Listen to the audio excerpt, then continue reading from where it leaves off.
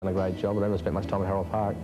And we come home from India with the horses and turn them out, and the bottom line horse, or say the bottom of the bread and butter horses, they've done a super job. End up winning, I think we've won 30-odd races there in 3 months, so we've done a great job. Fantastic. How many horses do you have in work at a given time? Well, in the middle of the season I'd have 35, but, you know, winter time we're quieting down, but I haven't quieted that much this winter. I've got about 25, I think, but in the full swing about 35 horses, and I've got about, say, 10 or 12 on the staff, so, yeah. How healthy is the industry? I mean, you know, we go from extremes, obviously, to the big guys and you know, the person that's just got one that they play around with. But is the industry alive and well? Well, Melbourne's done a good job. They know privatisation, the TAB, and they've got influx of money. New South Wales is going to get an influx of money by, they're talking about June now. We're talking about putting our prize money up in the 1st September.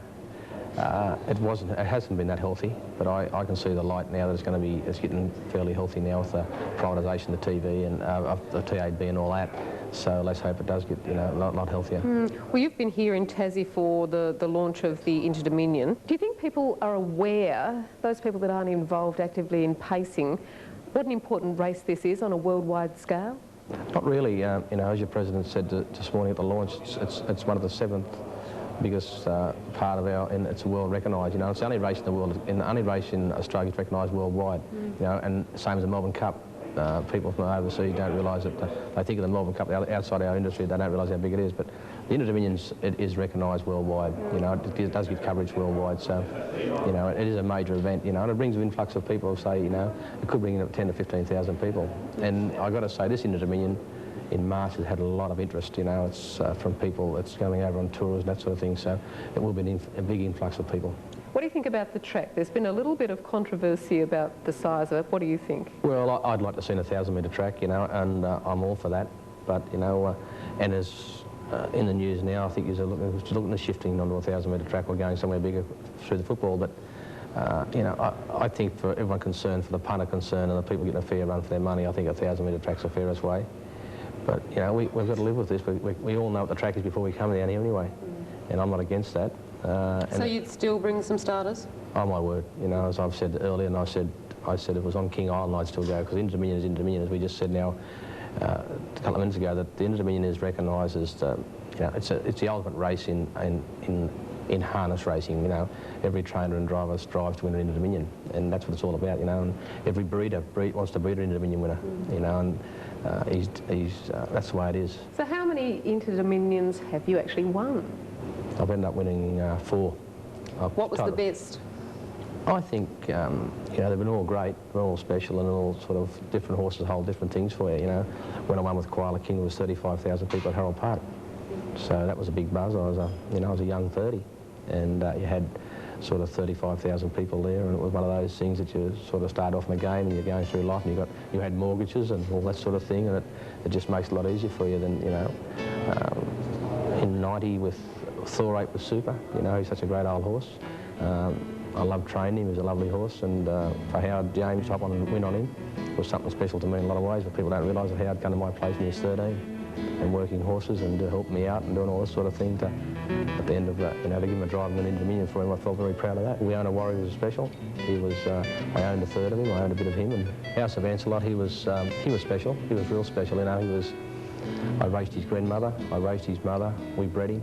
We sent his mother to New Zealand to get House of Ancelot.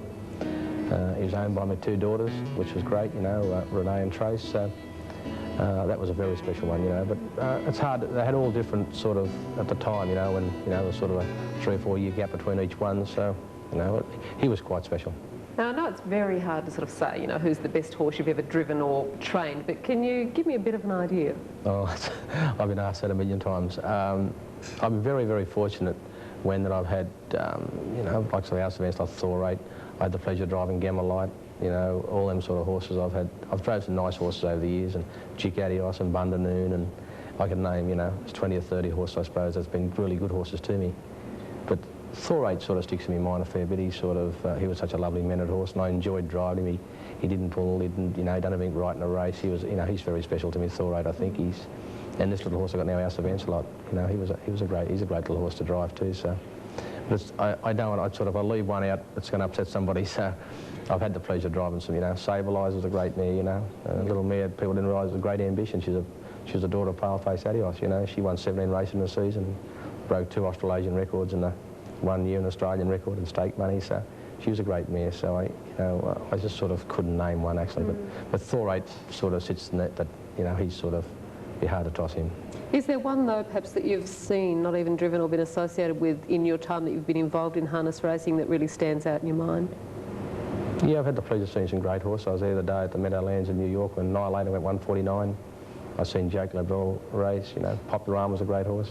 Halworth was a great horse, you know. I looked at him when I was a kid, you know. I'd see him racing, and Alice Vanslot's grandmother raced against Halworth, Teeny Reno, you know. I thought Halworth's always stuck in my mind. I thought he was the sort of horse that I'd love to own, you know. He was or drive, you know. He was a big, long hobbled horse and a relaxed horse, and he could do things in races, you know. So he was one horse that I would have loved to have a drive of. So do you think Tasmania can actually pull off the event? We can do it properly? Oh yeah, I got no doubt that Tasmania will do that, because I feel that the vibes here are great. I think the people of Tasmania would be great for them to come here now, because they've been through a lot of trauma in the last sort of 2 or 3 years, and you know, I think that's great for Tasmania to do this, and I think it's going to give Tasmania a great kick. I really do think that you know, it's a lovely state, you know, and I think Tasmania will pull it off really big, and I'm so sure they will for sure.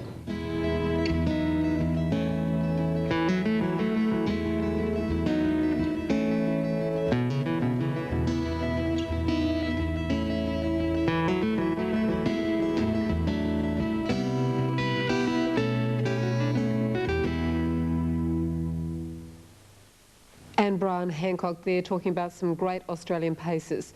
Well, there has been a watch release to mark the occasion of the Inter-Dominion. This will become a collector's item, and if you'd like to win one, perhaps you could write in and tell us your thoughts on one of the greatest ever winners of the Inter-Dominion. The address to write to is GPO Box 1406P, Hobart 7001, and just headed up Tasmanian Inter-Dominion.